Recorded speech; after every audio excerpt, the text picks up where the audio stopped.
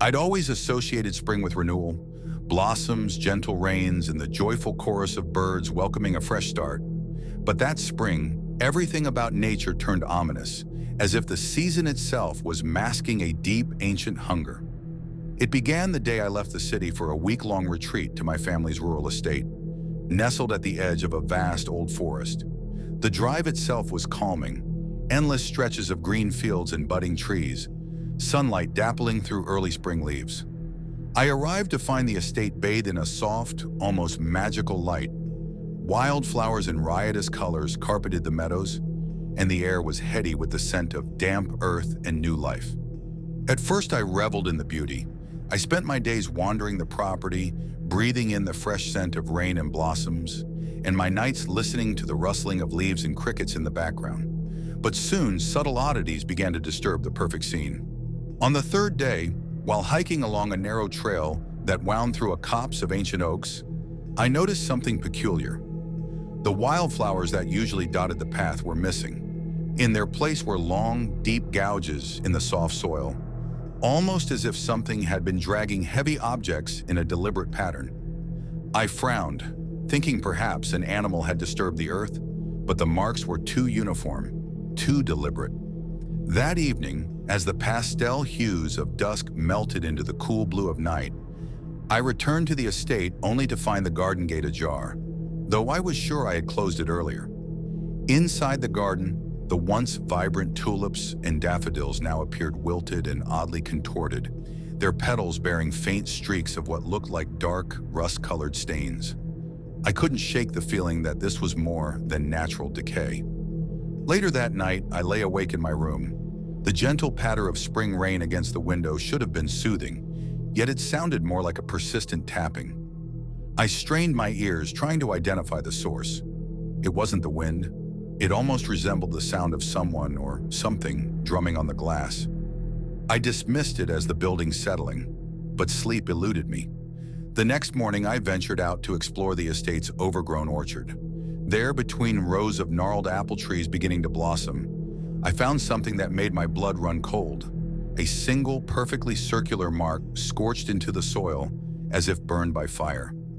Surrounding it were fragments of charred leaves and branches, incongruent with the gentle touch of spring. I knelt down trying to rationalize it. Perhaps lightning had struck, or a campfire had gone awry. But nothing in that quiet morning explained the precise, ritualistic nature of the marks. As the days passed, the feeling of being watched grew stronger. I began to notice fleeting shadows among the trees, and sometimes when I sat alone in the garden, I swore I could see dark figures lurking at the edge of the flower beds. One afternoon, I took a detour along a rarely used trail that led deep into the forest. The air was thick with the scent of blooming honeysuckle and pine resin, yet it felt heavy, as if the forest was guarding its secrets. I found more of those circular scorch marks along the trail, this time arranged in a pattern that led toward an old clearing. In that clearing, bathed in the soft light of a spring afternoon, I saw an abandoned stone altar, half swallowed by ivy and moss. Its surface was etched with symbols I couldn't decipher, a language of nature and decay. Around it, the ground was bare except for a scattering of broken, blackened wood. A chill went through me, and I quickly retreated, heart pounding in inexplicable fear. That night the storms came. Torrential rain lashed the estate, turning the garden into a chaotic sea of mud and swirling petals. I stayed in my room, huddled under blankets, but sleep was impossible. I was haunted by the echoes of yesterday, the sound of those deliberate footsteps on the trail, the rustle of something moving in the orchard, and above all, the oppressive sense that the land was angry and awake. In the early hours before dawn, I ventured out, desperate for clarity. The rain had eased to a steady drizzle, and the landscape was shrouded in a ghostly mist. I retraced my steps to the clearing, where the stone altar stood solemnly. This time, however, I noticed something new. Faint footprints encircled the altar, leading away into the thick brush, their edges blurred by rain. They looked human, yet I could have sworn no one had been there. I followed them part way, my mind racing with possibilities. Each step deepened my unease, the trees around me whispering secrets in a language older than time. I stopped at the threshold of the forest, unable to go further, and as I turned back, I felt the weight of unseen eyes on my back. I hurried home, the image of the stone altar and the ghostly footprints burned into my memory. I never did return to the estate. I left shortly thereafter, seeking solace in the familiarity of city life. Yet even now, during the gentle bloom of spring, when the world seems reborn, I sometimes catch a glimpse of a shadow beneath a tree, a faint scorch mark on the ground, or an eerie glimpse of an abandoned altar hidden in an overgrown clearing. And I am reminded that some secrets refuse to die. I always thought spring was a time of renewal, a season when nature awakens in vibrant color and life bursts forth after the long, cold grip of winter. So when I received an invitation to spend a week at my family's ancestral farmhouse in rural Maplewood, I welcomed the chance to escape the chaos of city life and immerse myself in the gentle embrace of spring. But what I found there shattered that idyllic illusion. The farmhouse sat on the edge of a vast, overgrown orchard and a meadow that stretched into the distance, dotted with wildflowers and old trees just beginning to bloom. On the first day, everything seemed perfect. Soft sunlight filtered through the tender leaves. The air was filled with the scent of new blossoms and fresh earth, and a quiet hope seemed to radiate from the very soil. I spent my days wandering the property, noting the beauty in each blooming rose and every burst of green emerging among the weeds. In the evenings, I sat on the creaking wooden porch, sipping tea and watching the sky turn a palette of pastel hues at sunset. But as the week progressed, subtle details began to disturb the serene tapestry of spring. On the second evening, while strolling near the orchard, I noticed that some of the wildflowers had wilted in a strange, uniform pattern, as if they had been deliberately trampled. Their colors, once vibrant, now faded into ashen tones, and the soil around them was disturbed. Not by animals, but with deliberate precision. The following morning, after a night of uneasy sleep, I discovered deep gouges in the soft mud along a narrow trail that cut through the orchard. The gouges were too organized to be the random tracks of a wandering animal, and they led toward a thicket where the trees grew so close together that little light penetrated the darkness below. I hesitated at the entrance, feeling an inexplicable chill despite the gentle warmth of spring in the air. That evening, as twilight settled over Maplewood, I resolved to explore the thicket. The trail grew narrower and more overgrown, and the air turned heavy with the scent of damp leaves and something less pleasant, a faint odor of decay that clung beneath the blossoms. I pushed through, guided by the sound of a distant babbling brook, until I reached an isolated clearing dominated by an ancient stone structure, a dilapidated stone altar, half swallowed by ivy and moss. Its surface was rough and pitted by time, etched with symbols that seemed both foreign and unsettling, as if they were remnants of a forgotten ritual. The sight of it sent a shiver racing up my spine. That night, the farmhouse took on a different character. The vibrant colors of day gave way to long, creeping shadows, and an unsettling silence that blanketed the property. I barely slept. Each creak of old floorboards and every whisper of wind through the trees resonating like the murmur of unseen voices. In the early hours, I awoke to find muddy footprints outside my back door that led directly toward the orchard and then vanished abruptly at the base of the ancient tree near the altar.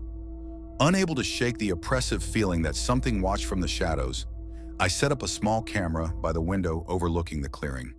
When I reviewed the footage later, my heart pounded as I saw a brief, flickering image of a figure, a dark silhouette with outstretched arms, standing near the altar just moments before the frame went black. The image was grainy, but it was unmistakably human, yet oddly out of place amid the natural beauty. As the week drew to a close, I felt compelled to uncover more of the mansion's past. In the dusty attic, I discovered old journals and newspaper clippings detailing a series of inexplicable events from decades ago. A ritual that some locals whispered about, involving sacrifices meant to ensure a bountiful spring harvest. The clippings described a tragic disappearance of a young farmhand and bizarre occurrences at the property, all tied to the very altar I had seen. The connection between the blooming orchard and a dark, hidden history chilled me to the core, On the final night, a violent storm swept in. Rain pounded the windows and the wind howled through the trees, shaking the very foundations of the farmhouse. I could feel the atmosphere shift. The gentle murmur of nature became an angry clamor. As I lay in bed, I heard the unmistakable sound of footsteps pacing outside my room. Soft, deliberate, like those I had heard in the thicket.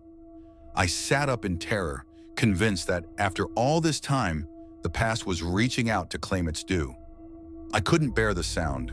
It echoed the sorrow of unhealed wounds, a grim reminder that some secrets refuse to be buried. In the morning, I packed my belongings hastily and left Maplewood, the weight of those dark revelations pressing on every step.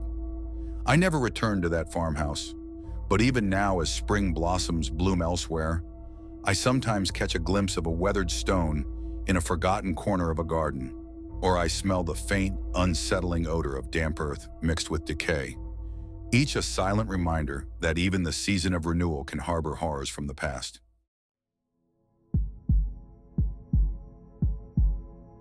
I always associated spring with new beginnings, the gentle bloom of flowers, the fresh scent of rain, and bright, hopeful mornings. That's why I was excited to spend a weekend at a countryside cottage in the rolling meadows of Greenridge. The property, with its wildflower fields and a small, glimmering pond, promised an idyllic escape from the city's chaos. On my first day, the sun warmed the dewy grass, and I spent hours wandering the vibrant orchard and nearby trails. Yet as dusk fell, the beauty of spring began to reveal a darker side. I noticed peculiar scorch marks on the ground near the edge of the meadow, perfectly circular and unnervingly precise.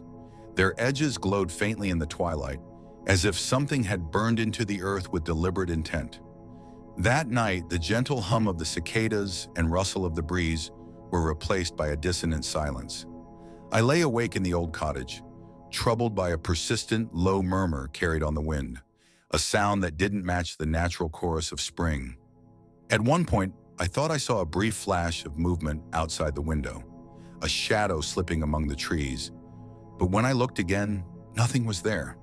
The next morning, I discovered muddy footprints along the cottage's back door. They were small, as if from a child, yet no one had visited. Over the next few hours, the footprints continued, winding their way toward the orchard, as if guiding someone or something deeper into the woods.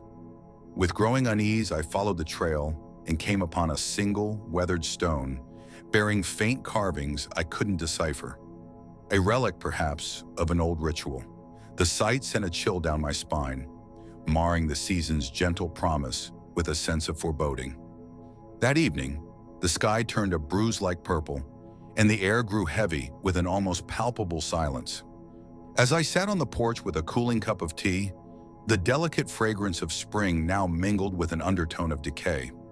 I couldn't shake the feeling that the land held secrets too dark for the bright, blooming day. In the early hours of the final morning, I packed my things hastily and left Greenridge, my heart heavy with unanswered questions. Even now, when spring unfolds in full glory, I catch myself glancing warily at every scorch mark, every odd footprint on a sunny field. I realize that beneath nature's facade of renewal, some mysteries remain, and some horrors once awakened never truly fade away.